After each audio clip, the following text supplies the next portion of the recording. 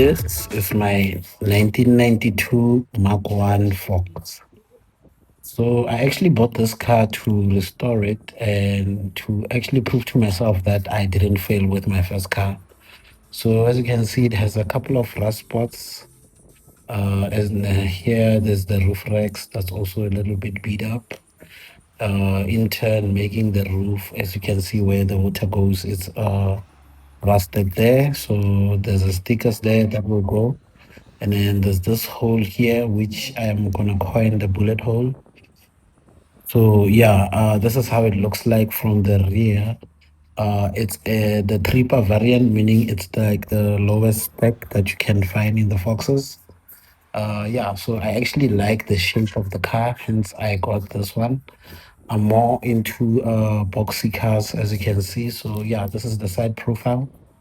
What I like mostly about this car is that it's straight and there's not much accident that I'm noticing that has been through. It's just rust spots that I'm noticing, but otherwise, the body looks straight and it has a lot of potential to become something so nice. So this is the front look, single light. Yeah, so there's plans to change this at a later stage.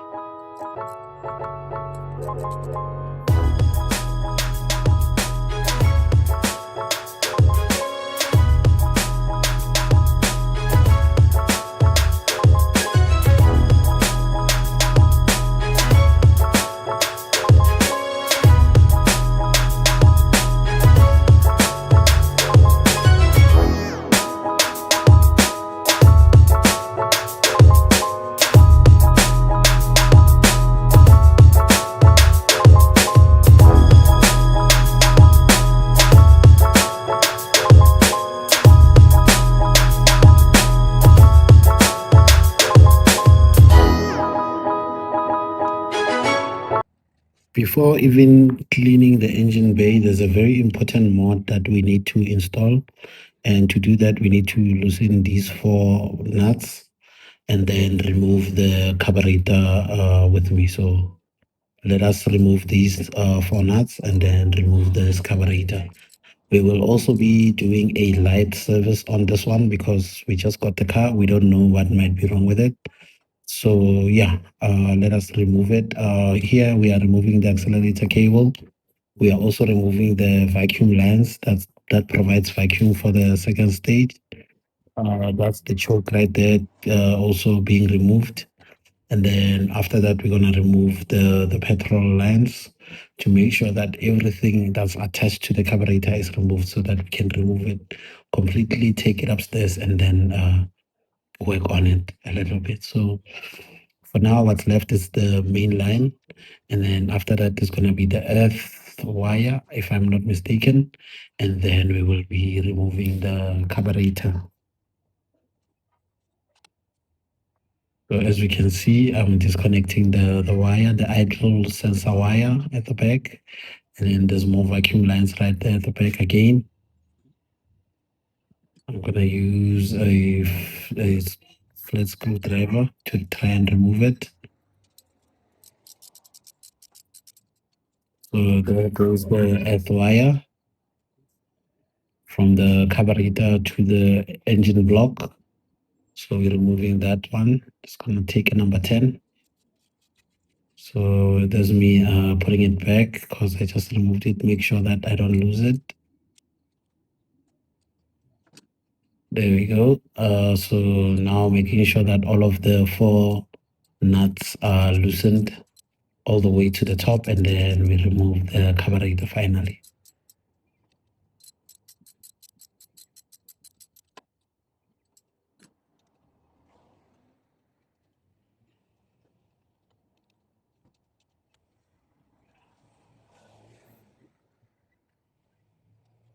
Okay, now that we have removed the carburetor, what's left is the base plate. This is probably shut and leaking, as we can see with the residue of petrol all around it.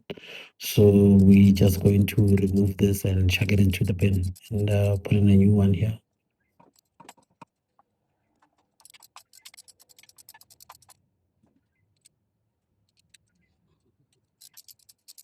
So to remove it, there's about four nuts that go all around it. There's one at the top, one on every side, basically. So it's a square.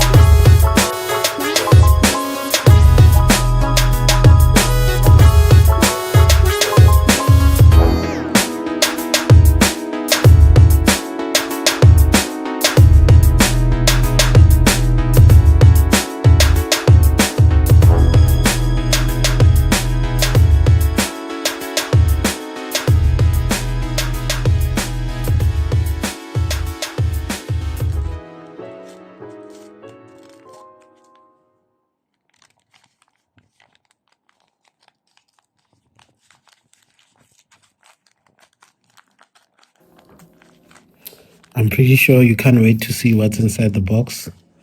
Well, as you can see there, it is peeking out.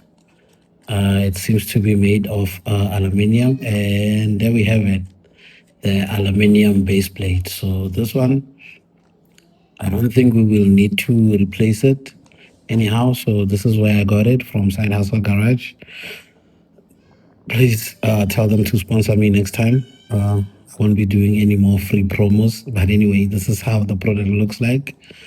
For you to use this, you're gonna need to put in a gasket on the bottom and on the top. So from this point onwards, we're just gonna cut to the clip where I am creating the gaskets. So run the clips of the gaskets.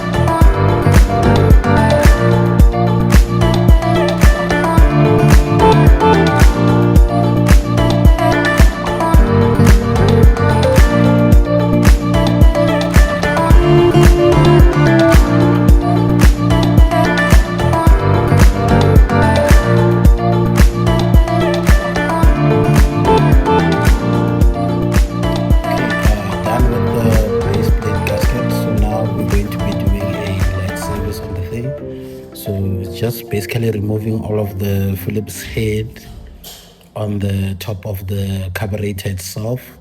So we unscrew all of those Phillips heads, and then afterwards we'll gain access to the carburetor. So the original plan was to replace the jets and all of the filters, so and the gaskets. I bought a set, but it turns out that set that I bought was not really the correct one.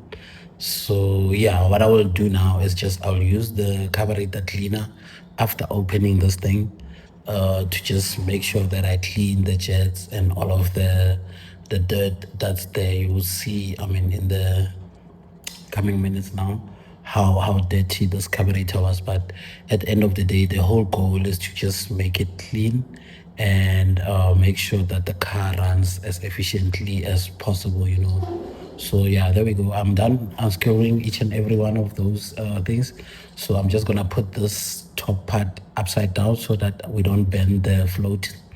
At this point, we're just looking inside for any debris, and then we're just gonna deposit the contents of all of this into our bucket, clean while cleaning the surface using carburetor cleaner. So yeah, there we go. We're using carburetor cleaner to spray on the top part of things. So to make sure that it's clean, I'll just be using this carburetor cleaner to spray around. You know, it eats through all of the dirt that we see, both on the exterior of the carburetor and also on the interior. You know, so yeah. One thing to note with this top part is that we don't want to bend the float, and we make sure that the float stays at the very same level. So yeah, there we go. I'm now spraying through the jets that are there already. There's the idle jets, and there's also other different kinds of jets that are there. So yeah, I'm just making sure that I spray the carburetor cleaner generously through each and everything. So this is not the service where, you know, I'm a professional and stuff like that. This is my first time doing this. So yeah, I'm just doing what I see on the internet. I know there's gonna be experts in the comment section telling me that I'm doing it wrong. Yes, I know. But this is, I mean, what worked for me, you know, at the end of the day.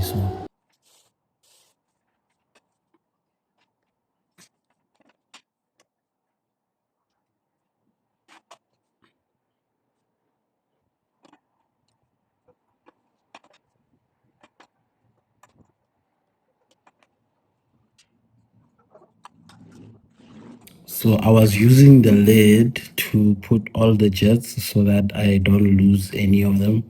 As you can see, the space that I'm working in is kind of small, so it's easy to lose it.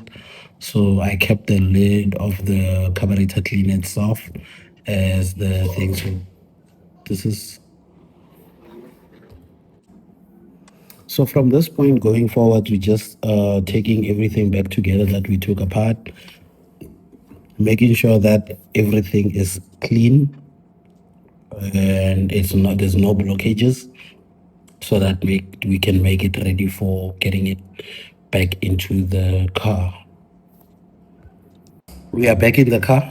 So the first thing that I'll do is to clean the surface, make sure that it's clean, and then put my gasket. And then after the gasket, we'll put the base plate, and then all of the four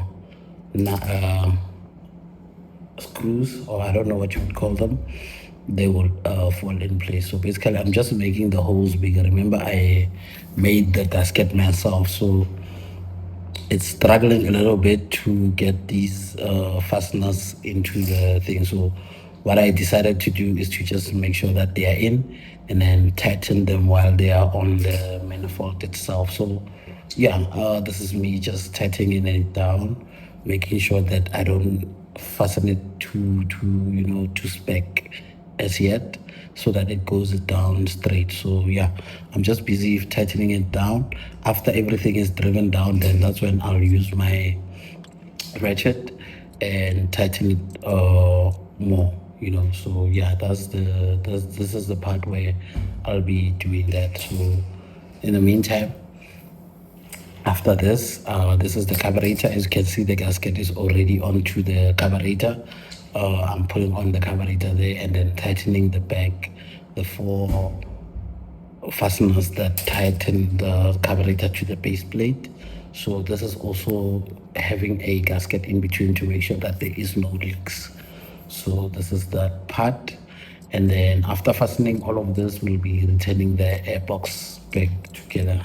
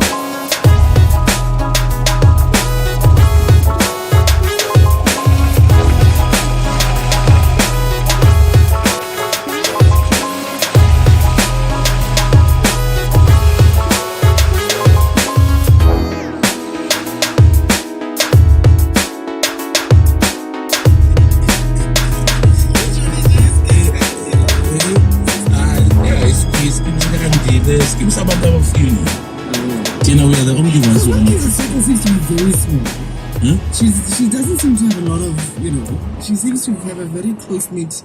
Well, it's just like it's like a billionaire is also small, and it. Yeah, that's Exactly. You know.